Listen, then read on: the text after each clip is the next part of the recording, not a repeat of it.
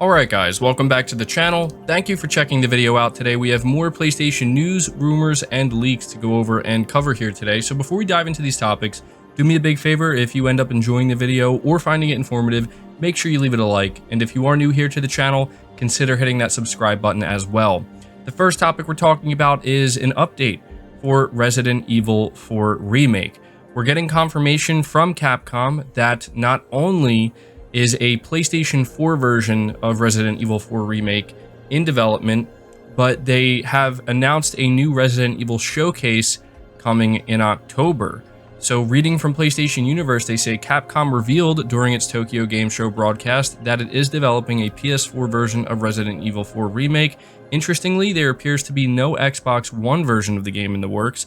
In addition, the publisher announced that it will host a new Resident Evil showcase next month, and sure enough, we'll hear more about Resident Evil 4 Remake there. There's no date set for the showcase yet, so we're going to have to keep an eye on that, see when Capcom announces the official date. But so yeah, this was a bit of a surprise announcement. I don't think anybody was expecting to learn about a PS4 version of RE4 Remake. So if you are somebody who is a PS4 owner, you've been having a hard time finding a PS5, or you weren't planning on upgrading anytime soon, but this is a game you're looking forward to, well, you will now be able to experience it. Me personally, you know how I feel about cross-gen games at this point. We're approaching the 2-year mark of the PS5, so I'm not necessarily feeling too good about seeing games that are coming out in 2023, being announced and finding out that they still have, PS4 versions, coming out as well. It is pretty weird that they're not doing an Xbox One version, but again, the PS4 install base is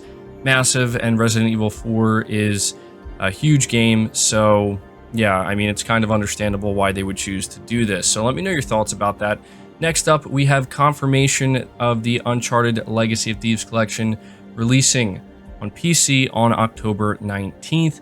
Reading from WCCF Tech, it says there's been much speculation over the past few months about when Uncharted Legacy of Thieves collection may arrive on PC, with fans scrounging for any scrap of evidence that may provide a lead. Unfortunately, the most recent state of play came and went without an announcement, but now Sony has made it official. The Legacy of Thieves collection is hitting PC on October 19th. And so they say here, for those who haven't been keeping up, Uncharted Legacy of Thieves collection includes 4K remasters of both Uncharted 4 Thief's End and Uncharted The Lost Legacy. For the PC version, Sony is promising an array of features, including FSR 2.0, ultra-wide monitor support, and an extensive variety of adjustable visual options. So I wanted to make sure to cover this and let everybody know that the leak we just recently covered, stating this game would launch on October 19th, was legitimate. So let me know at this point if this is a game you plan to pick up and play on PC. Next up, we have a significant update on Call of Duty Modern Warfare 2. I figured I would update you guys with this because Activision held their Call of Duty Next event today. Coming from WCCF Tech, they say Call of Duty Modern Warfare 2 launches in just a bit over a month, and early access to its open beta kicks off tomorrow, so it's about time that Activision provided a bit more information about the game's multiplayer. Thankfully, they did just that only minutes ago during Call of Duty's Next showcase. The first trailer for Modern Warfare 2 multiplayer is relatively brief, but it teases a lot, including full aquatic combat, new gunsmith options, and the ability to play in third person. Yes, that last bit is not a typo. And so they continue by saying, as mentioned, Call of Duty MW2 multiplayer will be bringing a variety of fresh abilities to the fight, including being able to swim and fight in water, a new ledge hang mechanic, and the option to dive to the ground to avoid incoming fire. As for third-person play, Infinity Ward says it's been a pet project for some time, and it's a modifier that can be activated in whatever mode you want. And yes, it will allow players to get a better look at their cosmetics. So speaking of customization, Gunsmith 2.0 will also allow you to make your weapons your own, with a new system built around weapon platforms and shared attachments. As for the content coming to Call of Duty Modern Warfare 2 multiplayer, new modes include Invasion, a 20v20 throwdown in which both sides will also have 20 AI fighters on side. New 6v6 modes include Knockout and Prisoner Rescue. On top of that, they also revealed that Warzone 2.0 is going to be launching on November 16th. So if you are a Warzone player, you can look forward to that. And finally, they did, ironically enough, also reveal that there is some PlayStation exclusive content for Modern Warfare 2 and Warzone 2.0. coming from GameSpot. They say PlayStation players are getting an exclusive operator, Hero Oni Wannabe. PlayStation players also get a high-level weapon blueprint. So, this is something that we have seen for many years with PlayStation and Activision and Call of Duty. And even while Microsoft is in the process of acquiring Activision Blizzard, we are still seeing this happen because, as we know, there's still a contract between Sony and Activision that I believe is good until 2024, around that time. So yeah, I just want to say that the biggest thing for me here, hands down, is the fact that they're adding third person to Call of Duty. This brings me back to Modern Warfare 2. During the PS3 and Xbox 360 days, they did have a dedicated third person mode. Ever since then, I've been hoping for it to return, and it never has. The fact that it's coming back with Modern Warfare 2 in 2022 is absolutely awesome. So I'm definitely interested in that. So let me know your thoughts on all of this info regarding Call of Duty. Next up, we are talking about Kojima Productions because they seem to be teasing their next game. This is, in my opinion, the most significant tease we've gotten. This is legitimate and official. So it says here from PlayStation Lifestyle that a new Kojima game is possibly being teased by none other than the maestro himself. Earlier today, Kojima Productions linked fans to an official web page that simply features a silhouette along with the Kojima Productions logo. The web page was later shared by Jeff Keighley, indicating that an announcement will be made during Tokyo Game Show 2022. However, Kojima has a history of trolling fans, so we can't say if this is an alternate reality game leading to an announcement of a new project or something else entirely. It didn't take long for fans to figure out that the silhouette is of actress Elle Fanning. I think that's how you say her name. Interestingly, both Kojima and Fanning seem to follow each other on social media. Curious, but things get even more interesting here. The official Twitter account of Kojima Productions tweeted earlier that while it'll have a physical booth and merchandising area with some VR stuff on display at TGS, it won't be showing off any video games at the event. Quote, no game titles will be displayed at TGS, end quote. So this is leading fans to speculate that Kojima might announce something but won't showcase it just yet. Kojima has been rumored to be working on a number of projects of various scales, including an Xbox game. Well, that's not a rumor, that's been confirmed. There are also reports that he's working on a game codenamed Overdose, which prompted Kojima Productions to reach out to the leaker, Tom Henderson, and request him to take down the original report. And of course, there are the rumors of Death Stranding 2. So yeah, for once, we're actually getting something real here from Kojima Productions, a direct tease from them, and it's really anybody's guess what this could be alluding to.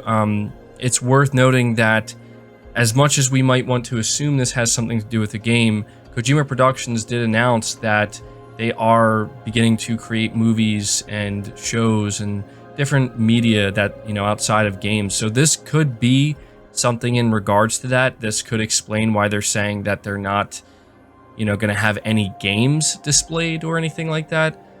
But still, considering how insane the rumors have been regarding Kojima Productions for what feels like forever now, I think people want to assume that this is a game. So yeah, I'll just leave it to you guys. At this point, I'm going to ask you to let me know what you think this tease is from Kojima Productions. Do you think it's for a game? Do you think it's for a PlayStation game, their Xbox game, or something else entirely? Let me know down below. The next and final topic of the video talks about PlayStation VR 2, as we have our first hands-on previews with not only the headset, but some upcoming games for it as well, and it seems like it's getting some really positive praise. So coming from Push Square, they say some of the games media's biggest outlets have just lifted the lid on PSVR 2, and it's sounding like a significant step up from the previous iteration. Sony invited members of the press to test the new visor and controllers alongside some hands-on time with 4 upcoming games. From what we've gleaned so far, it seems like a winner. Praise is coming for the hardware itself. The headset is light and comfortable to wear, and the cable is a good length without weighing you down. The impressive resolution per eye means it's leagues ahead of PSVR 1, with Eurogamer's Ian Higton saying it compares favorably to some PC VR sets as well. The controllers, as expected, are a night and day difference compared to the outdated PS Move wands. As for the games, Horizon Call of the Mountain seems to be the star. Previews highlight its level of detail and visual presentation, as well as the sheer scale of the machines. The headset's haptics make it so when a Stormbird flies overhead, you'll feel the rush of wind in its wake. As we all expect, it sounds like this will be the jewel in PSVR 2's crown at launch. Other games covered include Resident Evil Village, The Walking Dead Saints and Sinners Chapter 2 Retribution, and Star Wars Tales from the Galaxy's Edge Enhanced Edition.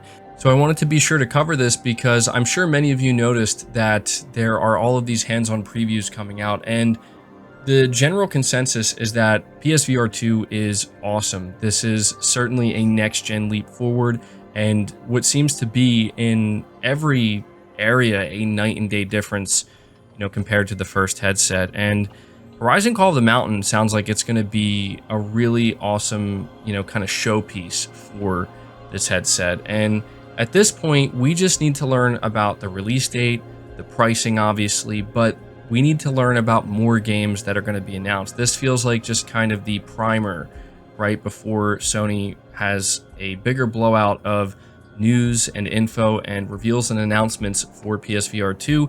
It's hard to say when exactly that's going to happen, but you have to imagine it's going to happen sooner rather than later, especially considering this headset is targeting an early 2023 release. It could happen any day now. So yeah, this is what we're hearing for PSVR 2. Anybody who's gotten hands-on with it, they're all saying the same thing.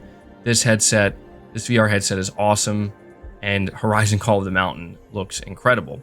I have to say before I end this video that the haptic feedback in the headset itself, that sounds very cool to me. The idea of a Stormbird kind of flying over and you feel that, like the wind kind of, going past your head, that is very cool. I'm very interested to see what that's actually going to be like. So that does it for the video, guys. I hope you did enjoy it. I hope you did find it informative. Again, if you did, be sure to leave it a like, subscribe to the channel if you're new, hit the bell notification icon, and feel free to share the video out on top of all that. But until next time, guys, take care.